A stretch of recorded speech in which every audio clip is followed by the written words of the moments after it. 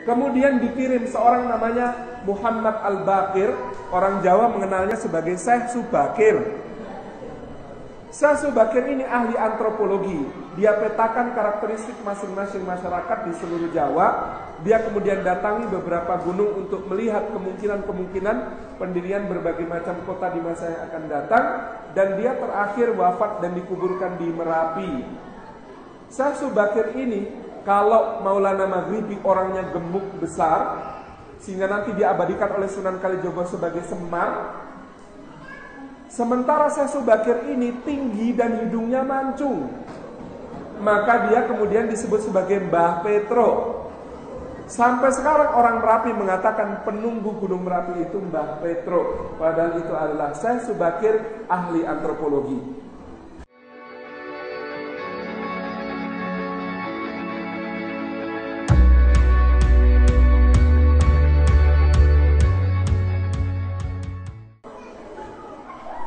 Kita bersyukur kita telah diberi letakkan dasar tentang Futuhat Nusantara oleh para ulama yang datang ke negeri kita.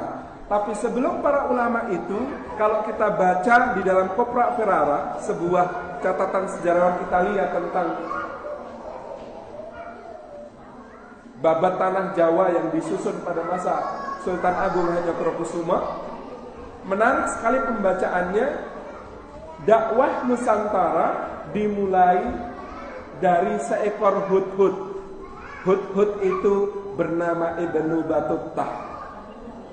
Jadi Ibnu Battutah untuk Nusantara seperti hudhud untuk negeri Sabah. Apa maksudnya? Ketika mendarat di Samudra Pasai tahun 1320-an, apa yang dia tulis?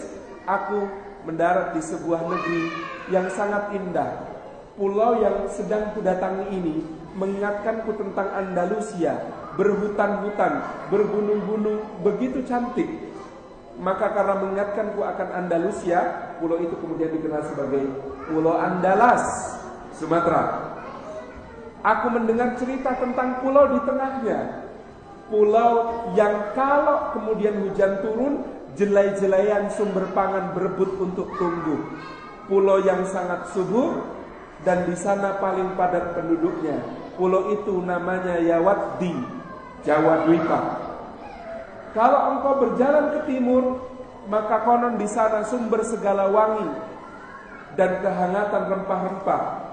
Yang pulau-pulau itu setiap pulaunya ada rajanya, maka dia disebut sebagai Jaziratul Muluk, Maluku. Kalau engkau mau pergi ke timur lagi, kata Ibnu Battutah, maka engkau akan bertemu dengan orang-orang yang ditemui Dzulqarnain di surah Al-Kahfi. Mereka nyaris tidak berpakaian, maka pulau itu dinamakan Jaziratul Uryan, jazirah telanjang. Kita menyebutnya dulu sebagai Irian. Laporan catatan perjalanan Ibnu Battutah ini dibaca seorang sultan yang sedang meningkat pesat kekuasaannya. Namanya Muhammad I, Sultan Turki Utsmani, kakek dari Muhammad Al-Fatih. Maka apa yang dilakukan Muhammad I? Dia kemudian menyusun sebuah tugas kepada para ulama, diambil dari berbagai negeri dengan spesialisasi yang disesuaikan dengan kebutuhan Nusantara. Inilah pemetaan yang luar biasa dilakukan Ibnu Battutah dalam laporannya, disikapi dengan perencanaan yang sangat hebat dari Muhammad I. Dia mendengar di Pulau Yawaddi yang paling padat penduduknya, berada di tengah-tengah, strategis untuk didakwai itu pulau penduduknya cuma bertanam dengan menggantungkan diri dari hujan. Maka dikirimlah seorang ahli irigasi yang sangat pandai, tapi juga seorang alim, seorang ulama, namanya Maulana Malik Ibrahim.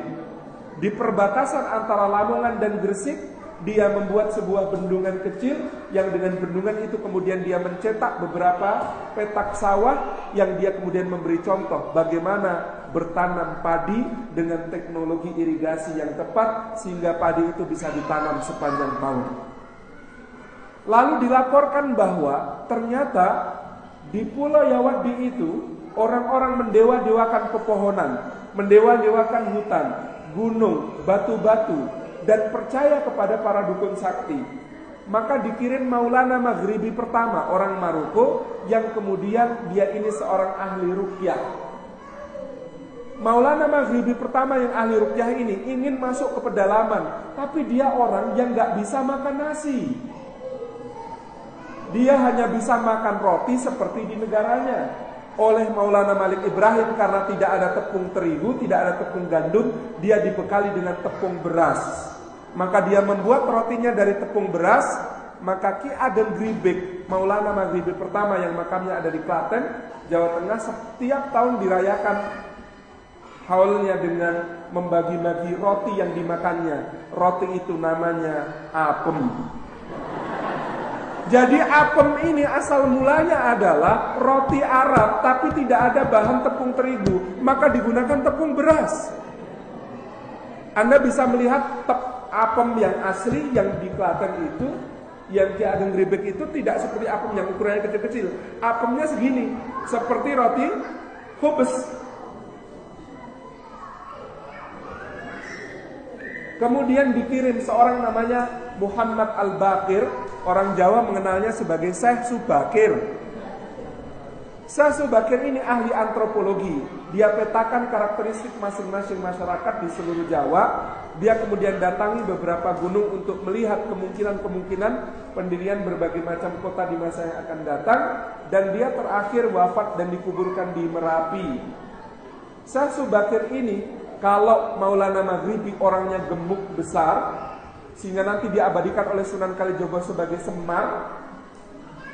Sementara Syekh Subakir ini tinggi dan hidungnya mancung, maka dia kemudian disebut sebagai Mbah Petro.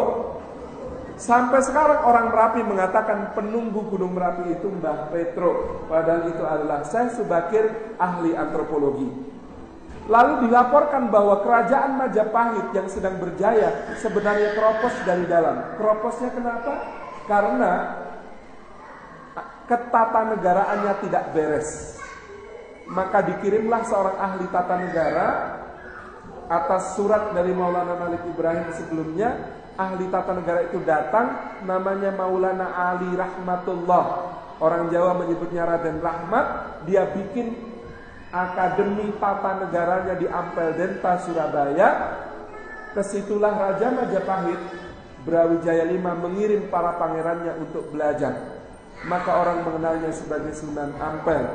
Maulana Ali Rahmatullah ini disebut sebagai keponakan Brawijaya V dari istrinya yang adalah Putri Campa. Dulu kita mengira Campa itu adalah Campa Kamboja.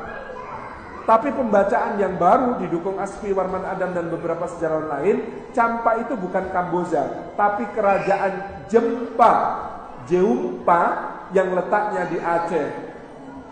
Kerajaan Jempa ini nanti bergabung dengan Samudra Pasai dan beberapa kerajaan lain termasuk Pidi dan lain sebagainya, membentuk Kesultanan Aceh Darussalam. Jadi ibu dari Raden Fatah yang adalah Putri Cempa itu bukan Putri Kamboja, tetapi Putri Aceh. Putri Aceh. Yang Putri Aceh itu pasti tidak asli, karena Aceh itu Arab, Cina, Eropa, India. Iya. Aslinya Indonesia itu petakan Profesor Rectus. Kita semua ini pendatang, tidak ada yang asli. Kita semua transnasional. Nah, Bapak Ibu dirahmati Allah, kemudian dilaporkan bahwa Kerajaan Majapahit itu krisis tentaranya. Maka dikirimlah orang yang kemudian nanti dinamakan Sunan Ngudung oleh orang Jawa. Nama aslinya masih dilacak. Sunan Ngudung ini dia seorang trainer ketentaraan, ahli strategi perang, yang kemudian punya anak namanya Maulana Ja'far As-Sadiq. Jadi dua-duanya orang Palestina. Maulana Ja'far As-Sadiq nanti mendirikan kota Quds, dan masjidnya dinamai Masjidil Aqsa karena riwayat bagaimana dia dulu ketika naik haji atas biaya Raja Majapahit, naik hajinya itu Masya Allah, karena dia anak trainer tentara gitu ya, itu kemudian menyembuhkan beredarnya wabah di sekitar tanah haram. Dan ketika pulang dia diminta mau hadiah apa, dia meminta satu batu dari Masjidil Aqsa, dia bawa untuk dipasang di pengimaman masjid yang hari ini disebut Masjid Al-Aqsa Menara Kudus itu. Dan begitu seterusnya sampai berdirilah kesultanan yang dinamakan sebagai Demak. Ini yang sangat difahami oleh para ulama tentang futuhat. Hebatnya Demak sangat memahami futuhat adalah Demak itu kerajaan yang berhasil mengirim 300 kapal untuk berjihad melawan Portugis di Malaka. Tetapi bahkan istana rajanya saja tidak ketemu sisanya. Apa artinya? Kata para sejarawan, Sultan-Sultan Demak sangat bersahaja. Mereka membangun tempat tinggalnya tidak berbeda dengan rakyatnya, dibuat hanya dari kayu yang kemudian hilang seiring kemudian pergantian masa. Raja-raja Demak ini mementingkan masjid. Di sana mereka kemudian berkonsultasi dengan para ulama dan kemudian mendapatkan arahan para ulama. Maka Demak itu menjadi kontras yang sangat luar biasa dengan Majapahit yang sudah mulai bobrok, tapi pejabatnya bermewah-mewah dan menindas rakyat. Bayangkan, maka tim ini, tim dakwah yang nanti dikenal sebagai Wali Songo ini, kita belum mendapati di dunia tim dakwah yang lebih sukses dari mereka. Hanya dalam jangka waktu kurang dari 50 tahun, sebuah imperium yang berdasarkan agama Hindu-Buddha berubah konvert semua penduduk di pulau intinya menjadi muslim. Ini futuhat yang luar biasa. Dan Demak meskipun kekuasaannya hanya di Jawa, Banjar, dan juga Palembang serta Jambi, dakwahnya menjadikan begitu berkah sampai Ternate, Sultan-Sultan Ternate berguru ke wilayah Demak, Sultan-Sultan Tidore, Sultan-Sultan Goa dan Tallo, Sultan-Sultan Sopeng dan Wajo, juga Bone, juga Lowo, datang semuanya ke Demak untuk belajar dinul Islam. Maka kita bisa melihat inilah dasar futuhat Nusantara yang luar biasa yang ditanamkan oleh para wali tadi bersama Sultan-Sultan Demak yang hanya 3 generasi. Konon 3 generasi ini doanya Brawijaya V.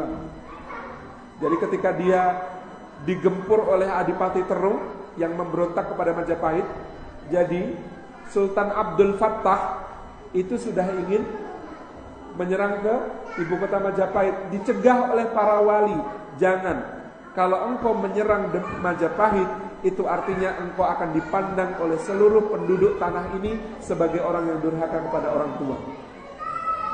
Tunggu, saatnya tiba. Apa yang terjadi? Bapaknya diserang oleh salah satu raja vassal, namanya Adipati Terung. Maka kemudian bapaknya digulingkan oleh Adipati Terung. Lalu para wali mengatakan, sekarang saatnya. Kalau engkau kemudian melakukan perang sekarang, orang akan memandangmu sebagai orang yang membela ayahmu, tetap hormat kepada orang tua, dan kemudian engkau tetap dipandang sebagai orang yang berhak atas tahta karena engkau melanjutkan apa yang menjadi kerajaan ayahmu. Maka kemudian setelah berhasil ditaklukkan Terung ini, kemudian Raden Fatah menjemput ayahnya yang lari ke daerah yang hari ini disebut sebagai Banyuwangi, bagian dari Blambangan. Di sana Raden Fatah membujuk ayahnya untuk masuk Islam. Apa kata Brawijaya V? Ya udah, ini air. Saksikan ini air. Kalau air ini jadi wangi, agamamu benar, agamaku keliru. Tapi kalau air ini bacin, berarti agamamu keliru, agamaku benar. Qadarullah wa masya'Allah. Itu air jadi wangi, maka disebut sebagai Banyuwangi daerah itu menurut versi Koprak Ferrara. Lalu kemudian Brawijaya V diantar ke Ampel untuk bersemu Sunan Ampel, pemuka para wali, pemimpin para wali saat itu. Bergerak ke arah Ampel itu perjalanannya 3 hari. Begitu menjelang sampai Ampel, air yang semula wangi sudah berubah jadi bacin. Kata Brawijaya V, ya kalau begitu Fatah cuma 3 keturunan akan memimpin tanah ini. Setelah keturunan Fatah, nanti kembali ke anakku yang lain, Kepu Kenomo dan Kepu Kanigoro. Maka nanti kita tahu Kebo Kenono itu Ki Ageng Pengging punya anak namanya Sultan Hadiwijoyo. Kebo Kanigoro itu nanti punya anak perempuan, habis anak perempuan yang kemudian menikah dengan Ki Ageng Selo, nanti kemudian punya keturunan namanya Ki Ageng Pemanahan, mendirikan Kesultanan Martawa dan bertahan selama ratusan tahun. Ini adalah apa yang tersebut di dalam Koprak Ferrara, pembacaan baru oleh Sejarah Italia atas babat Tanah Jawi yang disusun pada masa Sultan Agung. Dan membaca babat ini menjadikan kita ketika berpedoman pada Koprak Ferrara jadi lebih ngeh bahwa dakwah Nusantara pada saat itu sudah sangat luar biasa. Maksud saya, kita selama ini baca babat Ratu Kalinyamat di Jepara, istri Pangeran Habiri, bertapa telanjang. Itu kalau di babat. Kalau di Koprak Ferrara, data bisa di cross check. Ratu Kalinyamat menyerahkan seluruh hartanya untuk jihad fisabilillah melawan Portugis, sehingga dia disebut oleh orang Jawa sebagai wanita yang nyaris telanjang karena hartanya semuanya diinfakkan untuk jihad fisabilillah. Beda sekali. Beda sekali. Jadi pembacaan babat ini menjadi beda sekali kalau di cross check dengan data-data yang ada di dalam Koprak Ferrara. Jadi saya membayangkan betapa saat itu kalau tidak terjadi penjajahan, kalau tidak terjadi kolonialisasi Nusantara, kita sudah sangat maju di dalam dinul Islam ini. Tetapi penjajahan ini luar biasa merusaknya. Kalau kita baca buku Peter Carey, di sana ada data, bahkan wanita Jawa abad ke-18 itu pakai jilbab. Sekarang kita ngertinya wanita keraton pakai kemben. Kemben itu pakaian siapa? Kemben itu pakaian budak-budak dari Bali yang dikirim oleh Raja Bali untuk Sultan-Sultan Jawa. Tari perempuan di Keraton Yogyakarta baru marak pada masa Hamengkubuwono VIII. Memang dirintis sejak Hamengkubuwono V pasca Perang Diponegoro. Sebelum itu Kesultanan Mataram tidak mengenal tari perempuan. Adanya tari lelaki yang disebut sebagai beksan lawung, tari tombak dan tari pedang yang mengikuti sunnah Rasulullah dan para sahabat dari Habasyah di Masjid Nabawi yang memainkannya. Jadi kalau kita perhatikan kerusakan ini luar biasa. Bagaimana tahun 1641 demi dia ingin menjadi Ratu Panetek Panotogomo setanah Jawa, Sultan Agung mengirim utusan kepada Sultan Turki untuk apa? Untuk berbaiat dan diberi gelar Sultan. Sebelum tahun 1641 Raja Mataram itu bergelar Panembahan. Maka ada Panembahan Senopati, Panembahan Hanyokroowati, bapaknya Sultan Agung, dan dia menyebut diri Panembahan Hanyokrokusumo. Baru tahun 1641 dia bergelar Sultan dengan piagam yang diberikan oleh Sultan Turki. Di atas ditulis di atas sobekan kiswah Ka'bah, dia diangkat menjadi Sultan Abdullah Muhammad Maulana Mataram Sayyidin Satanah Jawa. Jadi ini gelar sultan ini yang luar biasa. Dan ini berlanjut ketika Hamengkubuwono I memberontak melawan VOC yang sudah mencengkram kerajaan Mataram di bawah takhta kakaknya Pakubuwono II, dia juga menunggu pengesahan dari Turki untuk memakai gelar Sultanul Haq, Sultan Kebenaran, dan kemudian memakai nama Sultan Hamengkubuwono Abdurrahman. Kenapa dia menggunakan nama Abdurrahman? Ini bisa dicek di Serat Suryorojo.